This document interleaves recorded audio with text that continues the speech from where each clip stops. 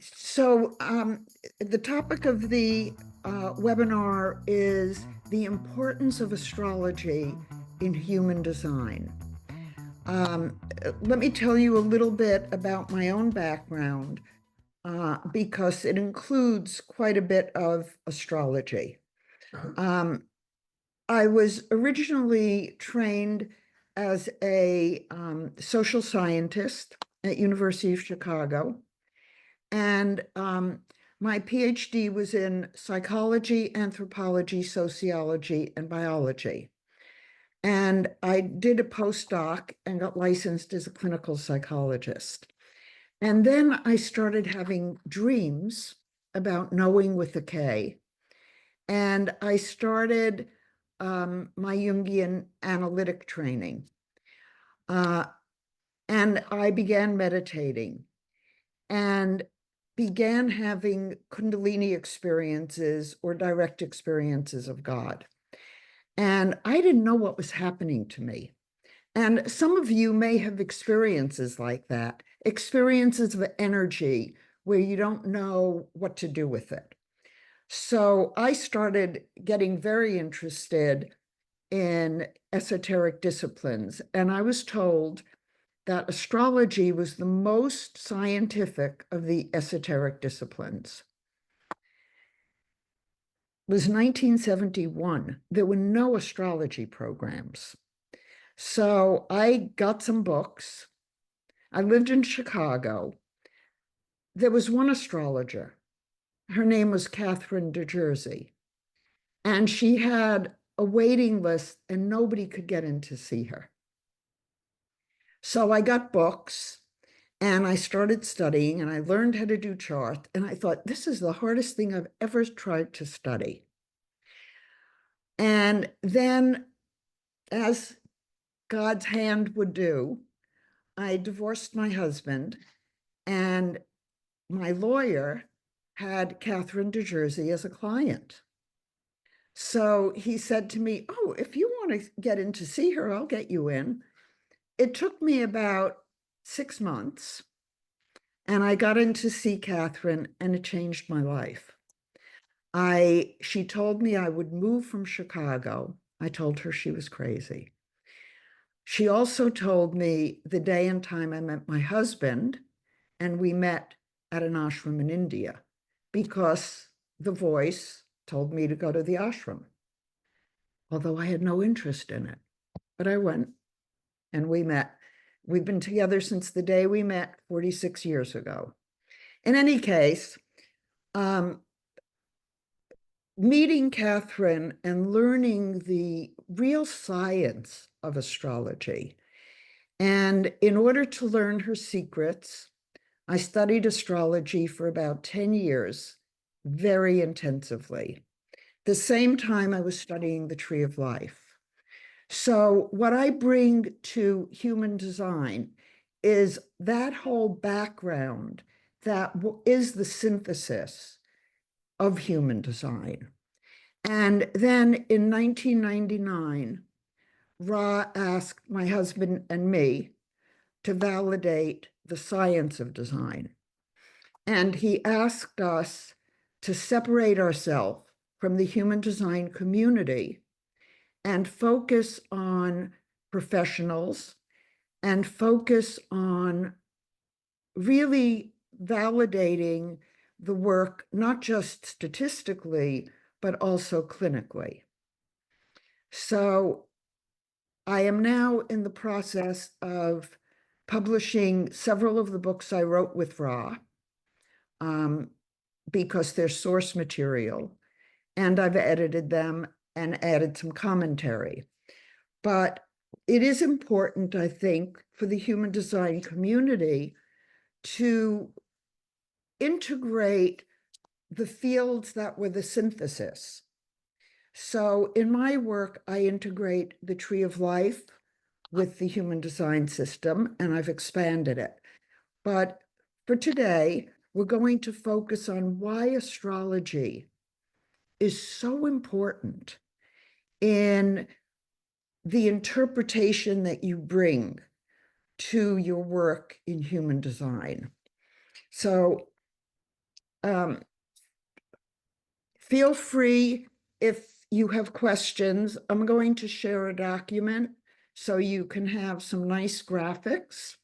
And I've also prepared a handout for you with sort of a cheat sheet so you can refer to it when you're looking at your design charts and begin to get some keywords and a little bit more flavor to the meaning behind the hexagrams.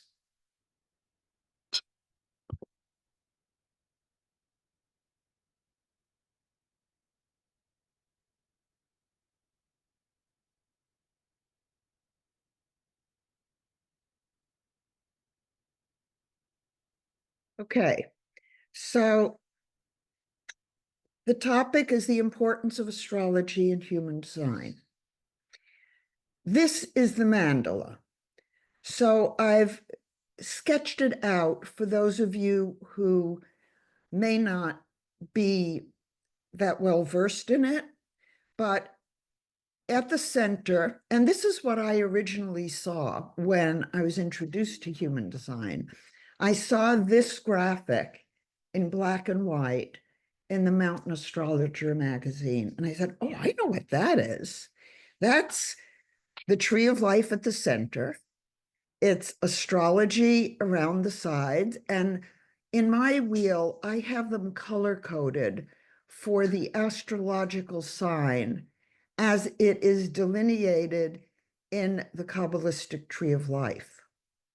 Because as Ross said, this is a synthesis of the tree of life, which is basically the structure, the astrology that goes around the wheel, and you can see the astrological signs: Aries, Taurus, Gemini, Cancer, Leo, Virgo, Libra, Scorpio, Sagittarius, Capricorn, Aquarius, and Pisces. In the outer wheel, we have the numbers of the hexagrams of the I Ching. Some of you may know, some of you may not know, that the sequence of the hexagrams around the wheel follow a very specific pattern of yin and yang. And that is something, I know I puzzled over it. I asked Ra about it. And then when I taught a class on the patterns of orientation or the crosses, I actually took the time to figure out what that sequence was. And at some point, that's something that can be shared, but know that there is an actual layout that goes around with the hexagrams. And so we have the astrology signs coded into the body graph.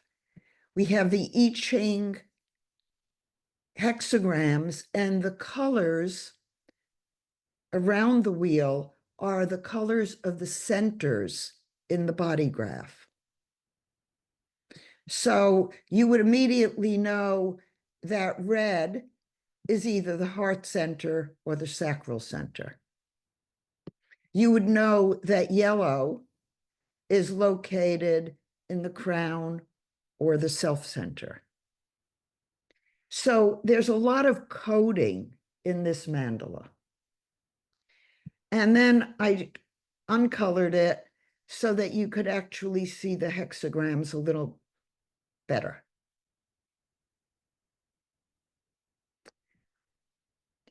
Now, in the body graph, each gate is a specific energy based on the hexagram and the astrology. There are 64 active energy gates in the body graph, 36 channels. Each gate corresponds to an astrological degree. And that's what makes it so important to know, because each astrological sign and each degree of an astrological sign has a different feeling to it. So something, for example, that would be 0 to 2 degrees of an astrological sign would be much more of that sign than if it's in the later degrees of that sign. And that's something you come to learn. And then when you integrate it into the body map, you have, it's like having great seasoning and many different flavors that are subtle within that gate. Each gate also corresponds to a hexagram I Ching. The gate is either turned on or off based on whether a planet activated it. So the whole basis of what we put into the body graph is astrologically based. Because each planet holds a specific position related to you at specific times and the place you were born, it activates a specific position in the body graph. And they're, oops, I didn't mean to do that. Each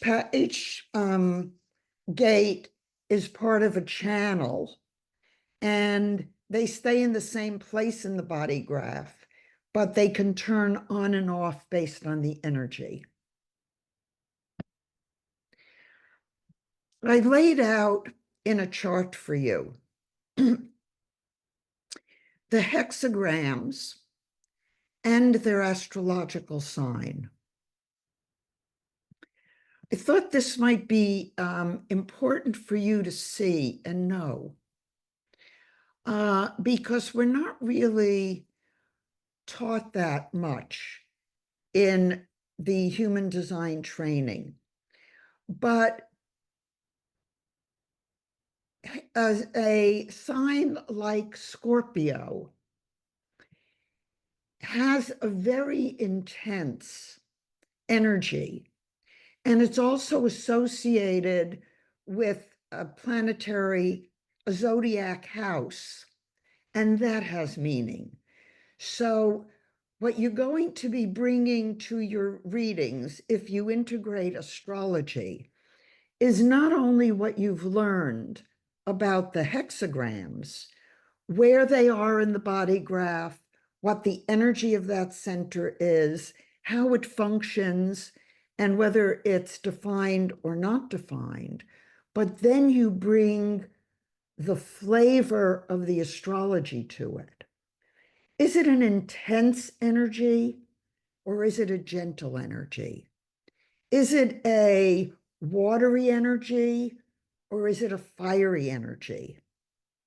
And when you begin to have that astrological nuance added into the hexagrams, it brings a great richness to what you're looking at and what you're thinking about.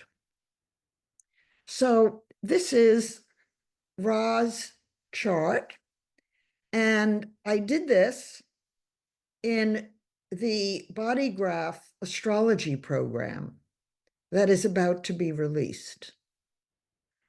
So I want to, what the Bodygraph is showing you, and I think most of you know what it is, the planetary glyphs. And this one has Lilith in it, which I don't usually use, but it's there. And we have a design side, which is 3 months roughly before birth, 88 degrees. Now, see, when we say it's 88 degrees before birth, That's astrology. In astrology, as an astrologer, when I learned to do a chart, I learned to also look back 3 months and forward 3 months for the timing and the energy that would be integrated into that person. So in Ra's chart, what you can see is that much of his definition is coming from the personality side of his body map. Look at that. It's coming from all of these gold colored planets, which is personality. So he has the 51-25. And I'll go through this with you just so you see it in a bigger position. But then I have the astrology to show you, and I'll show you them side by side. So here we have his heart center, or he would say his, where's my mouse? His ego center, connecting to the self, connecting through the roll gate, through the 10, to the 57, the 20, and then also activating the 48. So Ra is an ego manifester with no sacral center. He also doesn't have the root, the sacral, the solar plexus, or the crown activated. He has a strong splenic center, and he does have the ajna to the throat on the unconscious side. So what that says to me is Ra was channeling, not just from other dimensions, but from people who were in his energy field. Go to the next slide, if I can. Oh, wait a minute. You know what? I may not be. Let's see what I did here. I should be able to scroll.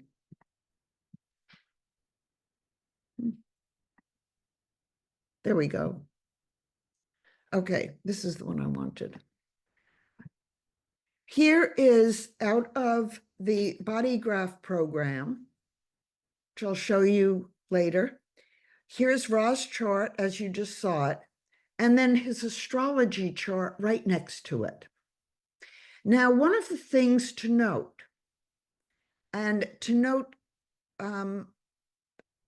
with some highlight to it, is that in the human design charts, we do not use the ascendant. We use a Aries wheel.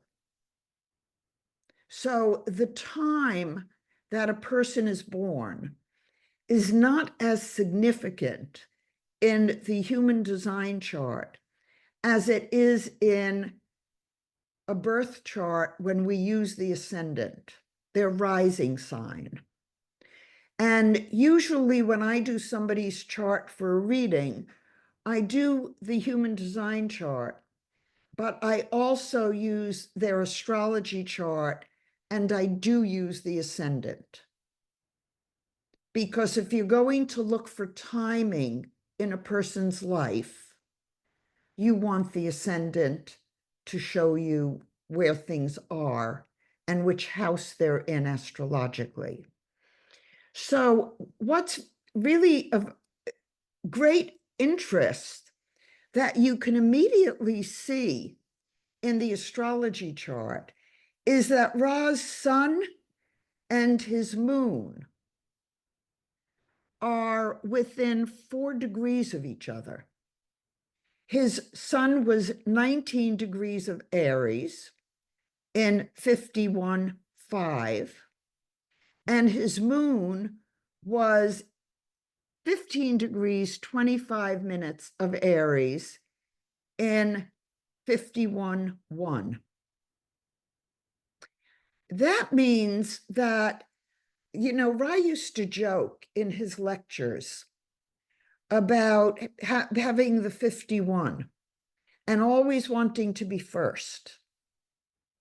But think about it. He not only has his sun in the 51, he also has his moon in the 51. Ra was born on a new moon. Of course he wants to be first. If any of you need clarification on that, let me know.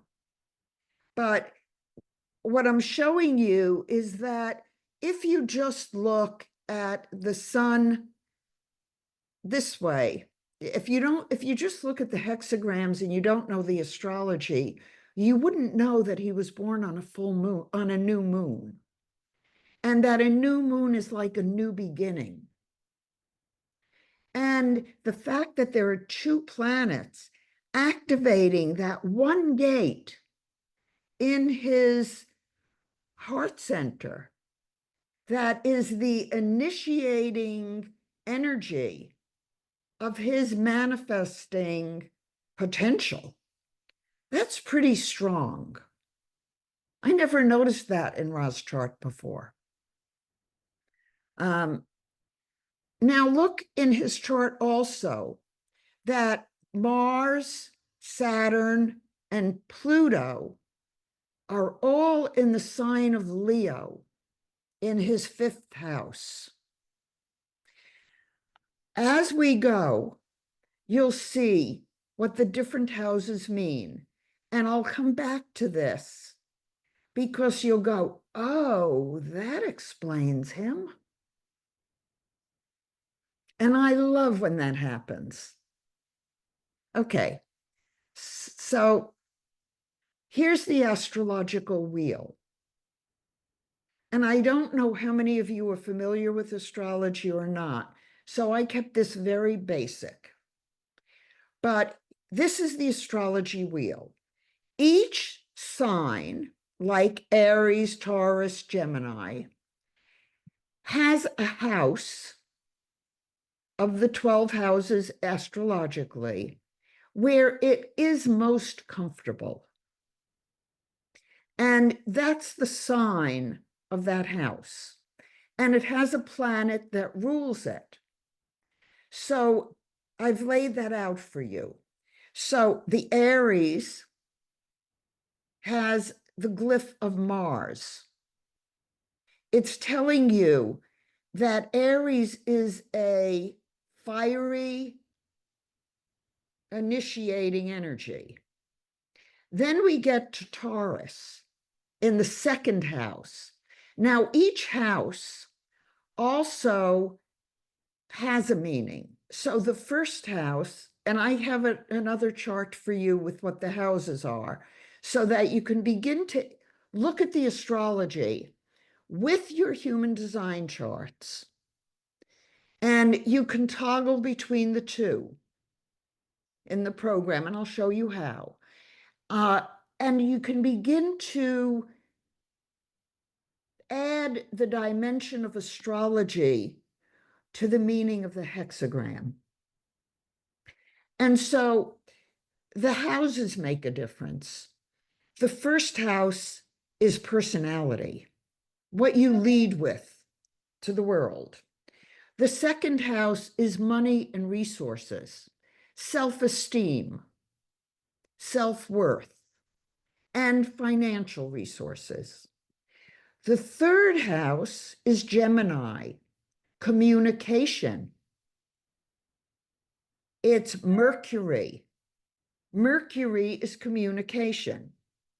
The placement of Mercury in your astrological wheel, whether it's before your sun or after your sun, makes a difference in how you think.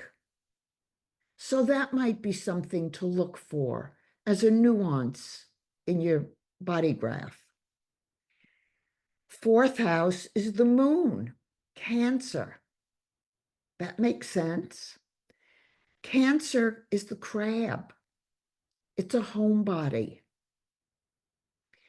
So when you begin to add the meaning of the astrology to the actual hexagrams in that sign, you get a whole other dimension of meaning than what the hexagram itself describes.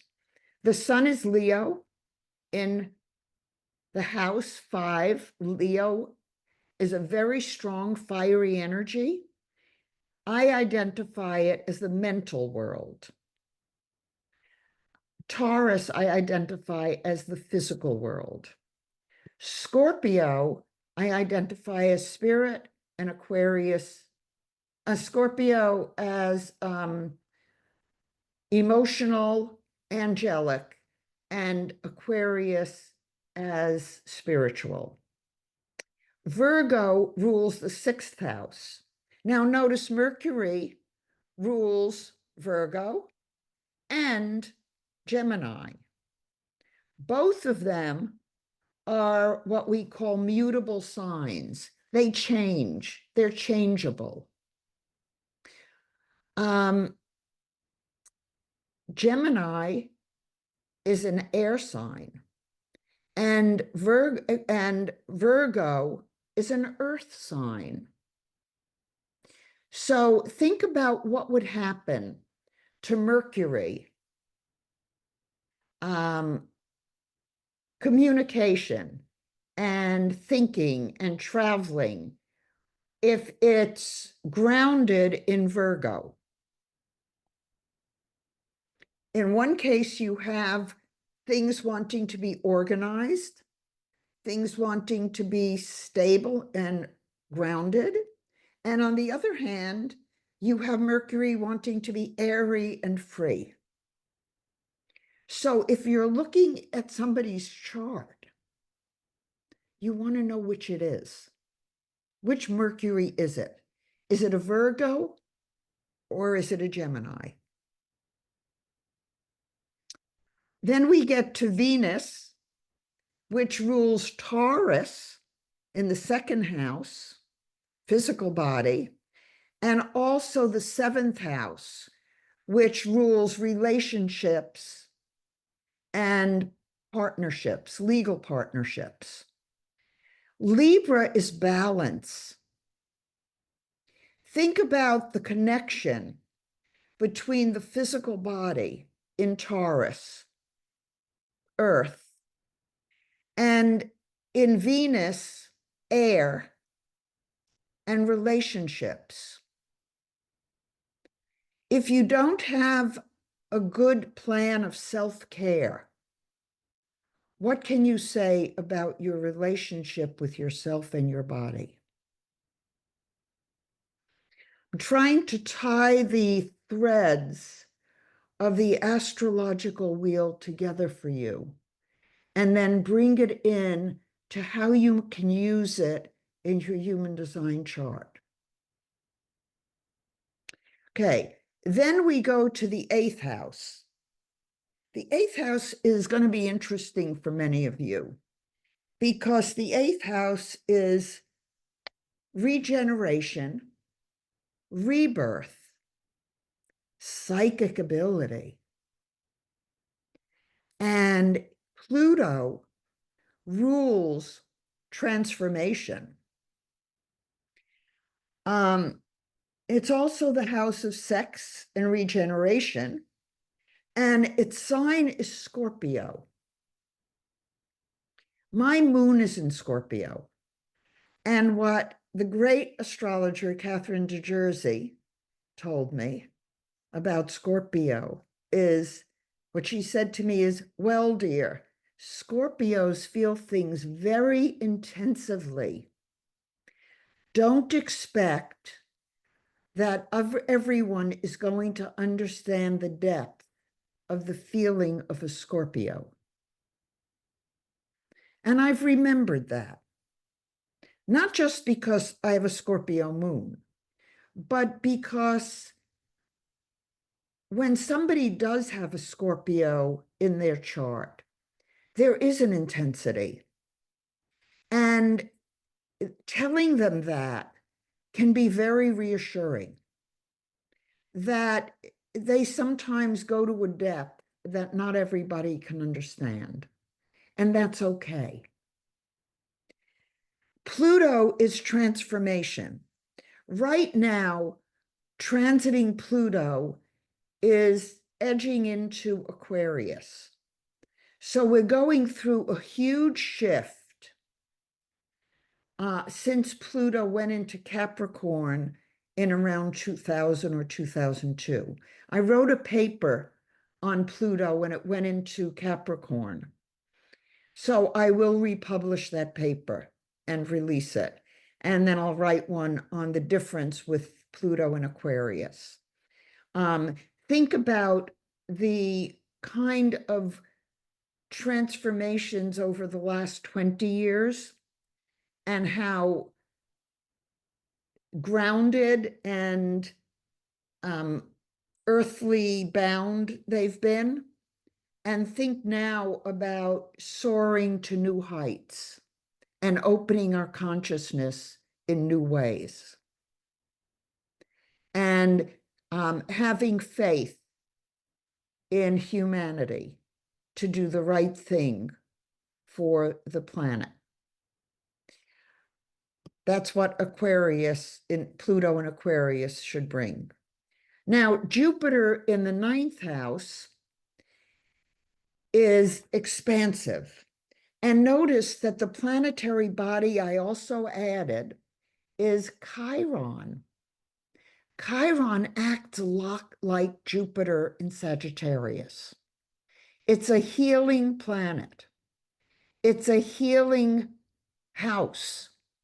It is the house of superconsciousness, higher consciousness, values, religion, ethics, integrity. It's a very expansive, very loving, spiritual house. It's also, if you do astrology, it's the house where if you see something transiting, it might be a long-term move. And it's longer-term travel.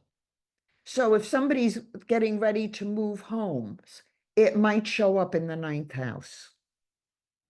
10th house is Saturn. Some people think Saturn is bad. I don't think Saturn's bad. I like Saturn. Saturn is the authority.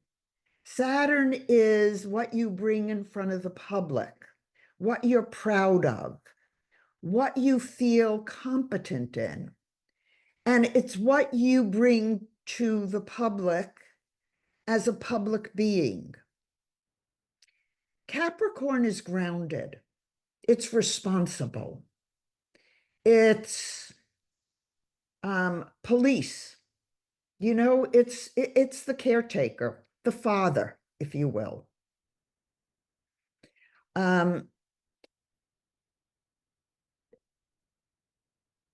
Some people think that Saturn is limitation. It functions more in the mental world than some of the other planets do. But it is really about making sense of the world and manifesting in the world in a way that that's empowering. And all of us are designed to reach our full potential. So that's a statistic that I have and that we've confirmed. And just trust that you are designed to manifest your full potential. Regardless of the definitions in your design, if you're alive, you're functioning with all 64 gates and all the matrices and all the worlds. And your consciousness is much bigger than you think it is. Okay, Aquarius. Planet that rules Aquarius in the 11th house is Uranus. Now, Aquarius is an air sign. I identify it as the spiritual core of our being. And it is about community. It's about the fellowship of man. It's about living in peace and harmony and love with our fellow humans. So when you look at Uranus and Aquarius in the body map, it's a slow-moving planet. Saturn, Uranus, Neptune, Pluto are all slow-moving planets. They're generational. They're not personal. So they have more to do when you look at them in your chart with what you're here to bring as a consciousness or as in service to humanity than as a personality. So you read those planets in a body map and in an astrology chart differently than you read the personal planets. Neptune rules Pisces. Pisces is a watery planet, and Neptune is a little bit foggy. And the 12th house in astrology is hidden. It's what's behind the scenes, what's in the unconscious. So Neptune in a body map can show openness. It can show compassion. It can show sensitivity. And you want to bring that to whatever hexagram it's in. And remember, the slow-moving planets are generational. So they bring energy to you, but not so much personally as transpersonally. I'll go to the next slide. Okay.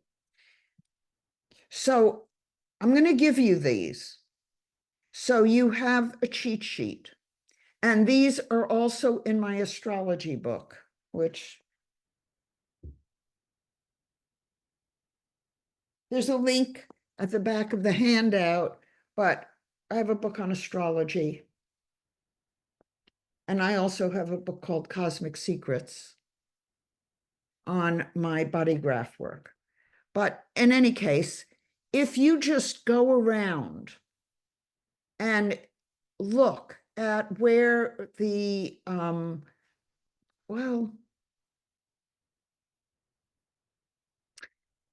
when you do an astrology chart, and I'm going to, I'll go through these slides, and then I want to go to the Bodygraph program and show you what to do, because I think it's going to be useful for you to use the ascendant when you do the chart, rather than the Aries wheel that mirrors the bodygraph, because otherwise you won't be able to get the nuance of which house is being activated by which planets.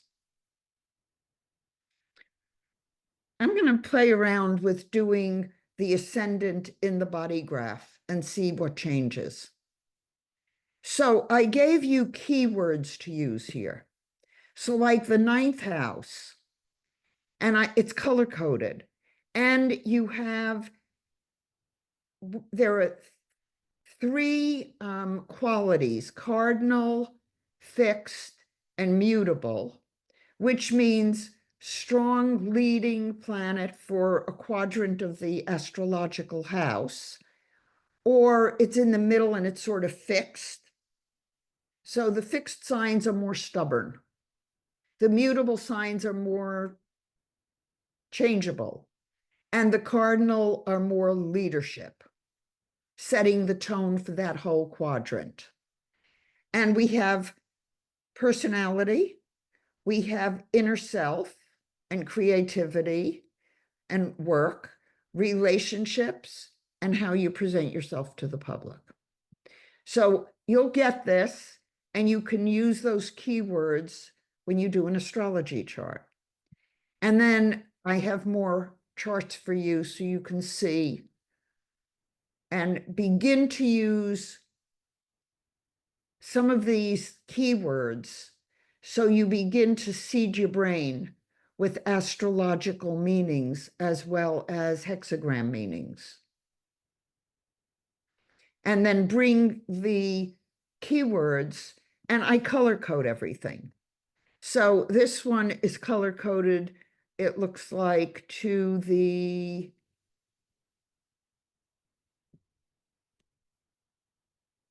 sign, but the colors are not precise. And then this is the slow moving planets. And then here again is the planetary wheel with its ruling planet. And then I left this in. These are the keywords and the hexagrams for the self center. And then I also broke it down to the signs and the names of the trigrams and what it does. So it's a very interesting study, and I'm not going to give you this as part of your handout, but I thought it was something that you might find interesting to see and begin thinking about.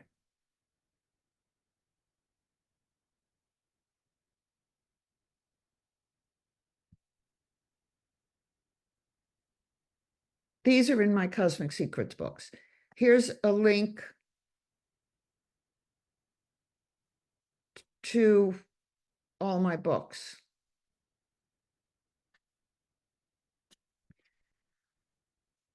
So what I'm going to do now is I'm going to shift gears. I'll stop the share. Does anybody have any questions? I do. I just raised my hand, but I'll just jump out in case you can't see it. No, I see your hand. Hi, how are you? I haven't seen you in a bit.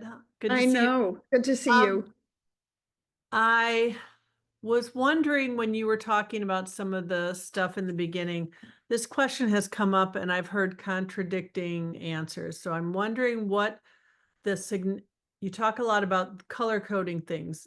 I know I've heard that the voice told Ra what colors to use for each center, but is there a significance to which colors are brown when defined and which ones are red? Why those particular colors? No. There isn't. Paul was given the colors of the centers. He was given the layout of the wheel. He was not given anything really about astrology.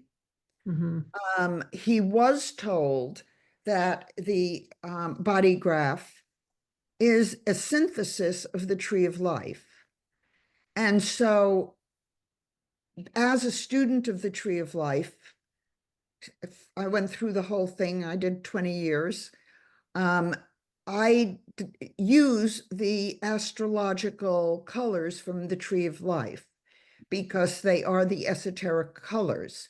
And so, as I've worked with integrating astrology into the body graph, I don't use the colors in the body graph when I'm doing a chart. But there I use red or black, or in the integrated body graph that I use black and red or all black. But you could use them if you wanted to see which astrological sign it was. And if I were learning over again, I would take a blank body graph and I would color my design using the astrological colors. But when I was learning design, every time I did a body graph, I would do the astrology next to it because I knew that it would add a nuance that was important. Let me show you the body graph program. Okay, one more question though. So just to clarify, like even when you went back and you looked in the Kabbalah and stuff, there is nothing that explains why the Ajna, for example, is the only center that's colored green. Is there something that connects to that color for that center? It's just voice thought would look good. Yes, actually. Yes, yes. I just see it. Now, thank you for the question. In the Okay. tree of life, the top two are yellow, and the next one is green. And the next one is, well, the bottom one is purple, but the top two could be because the centers, if the centers don't correlate to the body graph precisely, so, you know, if we're looking for a reason, I just found one. Now, does it hold throughout? No, but I can make an argument for why it doesn't. You mean when you're looking at the tree of life, Sarah, what's that word with the S that I can never say when I'm not looking at the Sarah, that thing? That's what you're saying? How do you say it? There's Sephirot. It's Hebrew. There you go. Sephirot. Thank you. I still couldn't say it without looking at the word Sephirot. It's one of those words I've known for years, but still can't say. But yeah, so the comparison is not direct. Here, Marvin's grabbing my tree of life for me. Dr. Eleanor, can I help? I study Kabbalah also. There you go. So I also to explain to people that the energy of the tree, the Kabbalah is actually like inside the container of the body graph. Do you feel like that resonates with you, Dr. Eleanor? That it's sure. And here you can see there's more yellow of the soul here. energy inside rather than the outer expression. Right. You see it? Mm-hmm. And I've And always there's a couple different interpretations. Some people, the beauty in the center, the Tiferet, can be green in some people's interpretation of the Kabbalah.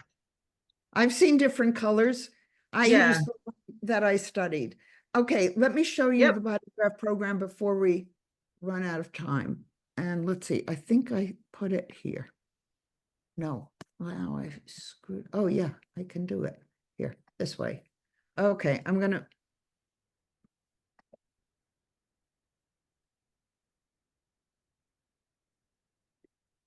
This is the body graph program, and they've added a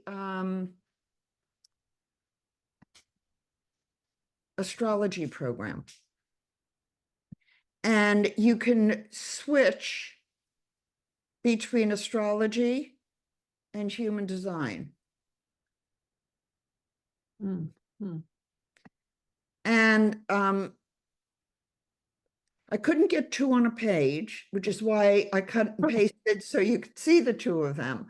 But I want you to notice here, again, that Ra has the conjunction between the sun and the moon. And it's nice that the colors show his design so clearly. I like that you can move back and forth. And you can also take some actions like hiding personal details, editing the birth date, and you can get, you can hide Chiron. I hid Lilith because I don't really use it. And you can get a mandala.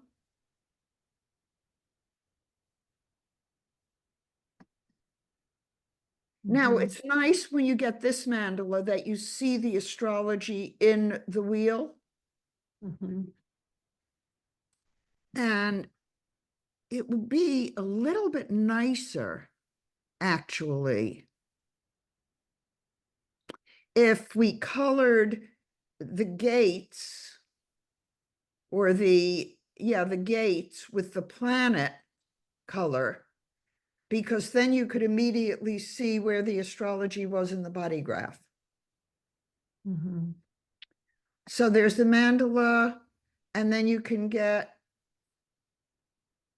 the transit. So I did it is the transit for right now. Mhm. And I thought it would be interesting to do my chart with the transit. Where was it here? No, go back to, Traditional astrology. go to human design. Yeah, where did it disappear? Switch to human design. Yeah, okay, and then I'll go to the transit. And I thought it would be interesting to see how today, when I'm doing this class, impacted my body graph. And what was so interesting to me in the astrology chart was that my moon is 3 degrees of Scorpio, and there's quite a bit right on my moon today. And look at how now this is just the human design chart, so it's a piece, but it shows you that I'm speaking and I'm talking about what I know, what I've studied. It doesn't quite show the sacral and the self center, which I would guess in my composite or in my integrated chart are defined, but it shows the openness. And when I do any kind of class, I'm always channeling because I speak best spontaneously and not if it's too rehearsed. Notice also that the 6th gate is activated. Now, I always have the 6th gate, but it doesn't usually go anywhere. And today it goes up through the throat and it connects with my 58-18, 48-16 that I have in every chart, no matter what. And the 6th hexagram is emotional reactivity in the emotional matrix. And it is here for us to transform it. A lot of my time today has been spent transforming emotional energy for people, which is very interesting, given that it was then going through the solar plexus, and I'm thinking about how to help people and how to communicate with them. So the program is a nice program. There will be reports. I think they're coming, and there'll be more actions, I'm sure. It's nice that you can export to a PDF. And I haven't used the program a whole lot, but I've used it and it's really works well. Thank you, Algus. Any other questions? We have about 5-6 minutes.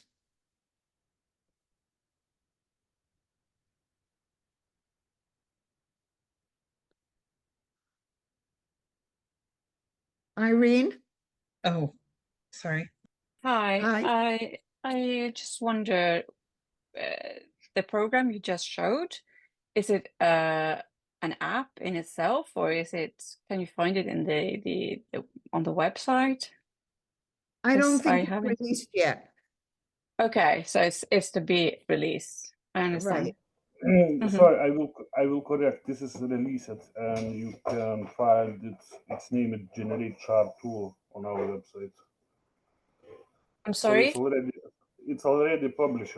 It's live, and you can It's find live. it Okay, on our website. It's named Generate Chart Tool.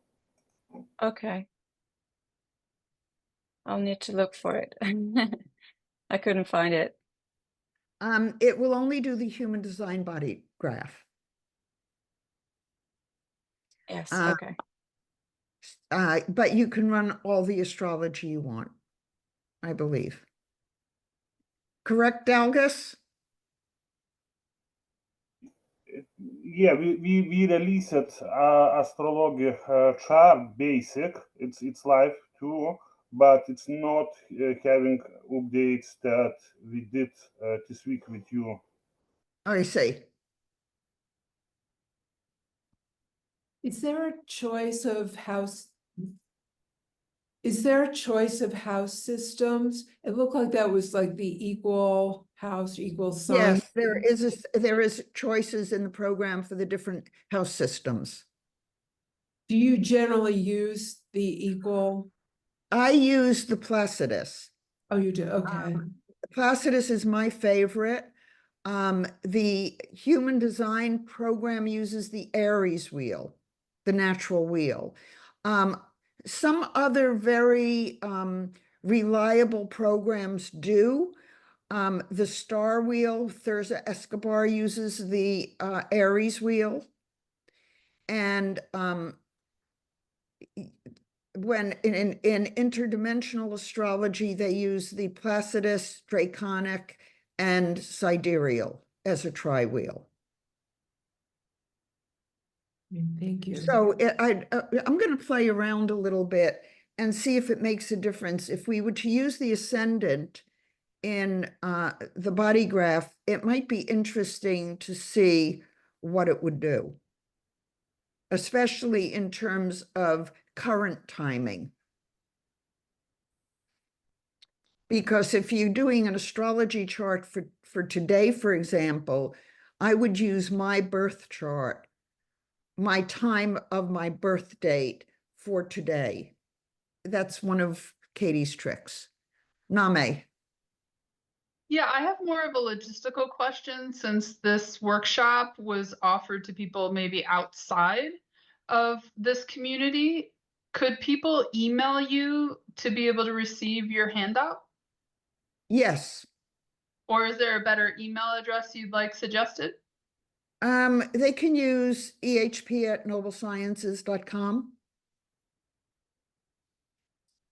And just in the title, put handout. Because I have so many emails, I unfortunately have missed the couple. So if somebody emails me and I miss it, if you don't hear from me within 48 hours, email me again. I'm usually on top of things the same day. Any other questions? August, anything Yes, you I have want? one more. I have a question. Okay.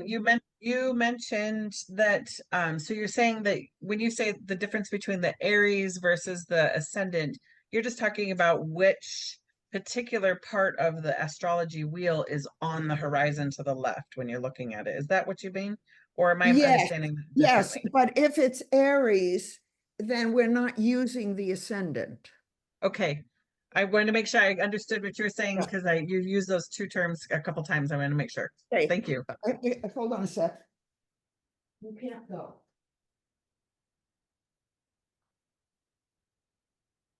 dog about to leave my room. Not a good idea for him. Algus, is there anything you want me to cover that I haven't covered? No, I think you everything covered, and yeah, thank you. Good. Dr. Okay. Eleanor, there's a question in the chat. I don't know if you have space for it, but the question is, course. did you mention why you use Chiron? If yes, I'm hoping, oh, never mind. Yeah, it's a question around why you like using Chiron. I use Chiron because I was intrigued by it to start with. And then when I studied Magi astrology, the Magi astrology people wrote a whole book about why it's important to use Chiron.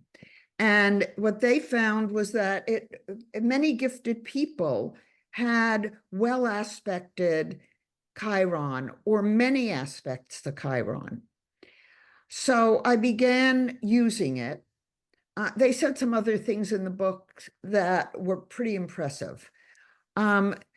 So I started using Chiron, and what I found in using it is that it often told me a lot about the consciousness of the person. And it told me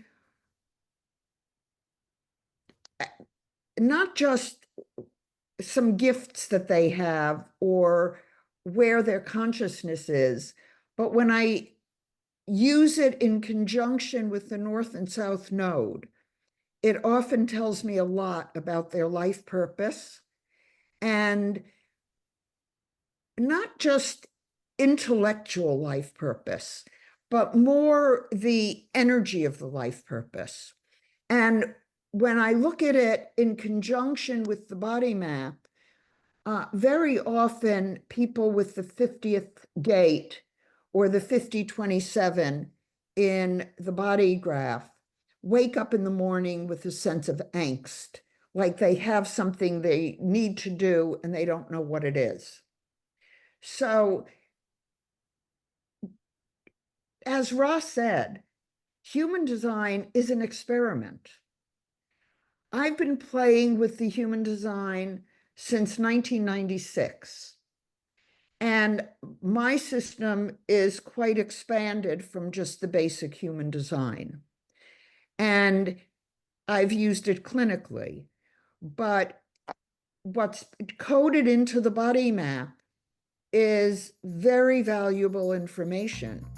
And the more depth you go into the intricacies of what's coded into it, the more you're going to see, the more you're going to know, and the more excited you're going to get, because it's unraveling consciousness.